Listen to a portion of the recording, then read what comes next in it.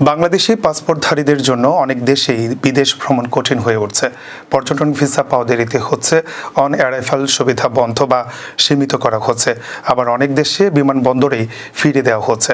বিশেষ করে Malaysia, Singapore, Thailand, Nepal, Sri Lanka ও মধ্যপ্রাচ্যের কিছু দেশ বাংলাদেশিদের উপর অতিরিক্ত সতর্কতা অবলম্বন করছে। মালয়েশিয়ায় ট্যুরিস্ট ভিসা নিয়ে প্রবেশকারী অনেকেই অফলোড হওয়ার ঘটনা ঘটছে।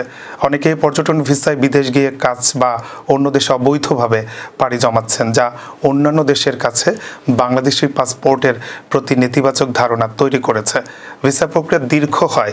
থাইল্যান্ডে আবেদন শুরু থেকে অনুমোদন পেতে ৪৫ থেকে ৫০ দিন সময় লাগছে।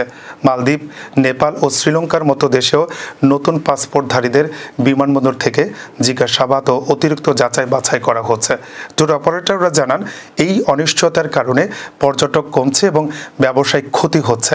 বিশেষজ্ঞরা বলছেন, বাংলাদেশিদের ইতিবাচক ভ্রমণ অভ্যাস তৈরি করা হলে ও নিয়ম মেনে চললে ভিসা প্রক্রিয়া সহজ হতে পারে।